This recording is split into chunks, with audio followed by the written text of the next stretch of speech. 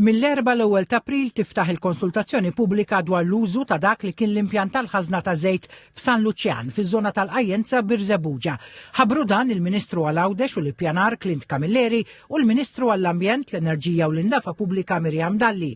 Bil-pubblikazzjoni tal-oġġettivi, l-Awtorità tal-Ippjanar bdiet reviżjoni parzjali tal-pjan lokali biex tigwida r-riġenerazzjoni ta' din iż-żona filwaqt li jibda tfassil tad-Development Brief. Dan huwa proġett importanti ferm, proġett li huwa immexxi l-qudiem anke mill-Ministru Miriam Dalli u aħna bħala Awtorità tal-Ippjanar se nkunu qegħdin nagħmlu t-tibdiliet neċessarji fil-leġiżlazzjoni u fil-policies tal-Ippjanar sabiex propju tali proġett ikun jista' jsir u dawn it-tankijiet ukoll ikun jistgħu jitneħħew minnha sabiex din iż-żona tingħata lill-pubbliku. Il-Ministri Camilleri u Dalli spjegaw kif l-inizjattiva is-siċċa hija konformi mal-objettivi tal-Gvern biex tissaħħaħ l-ekonomija blu u ħadra ta' Malta, filwaqt li jinħolqu opportunitajiet ġodda l-żvilupp sostenibbli u aktar spazji pubbliċi. Dan huwa pass ieħor biex dan is-sit industrijali jinbidel f'sit li l-iskop tiegħu ser ikun wieħed sostenibbli, ambjentali u anki biskop għall-komunità.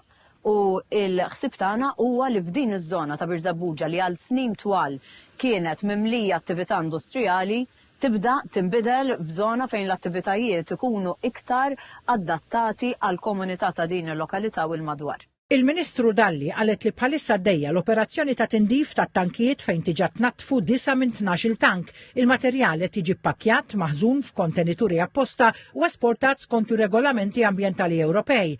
L-anijiet tal-pjan jinkludu il-promozzjoni tal-edukazzjoni u l-innovazzjoni, iktar spazji kulturali u rekreattivi, trasformazzjoni f'żoni ħodor u investiment sostenibli.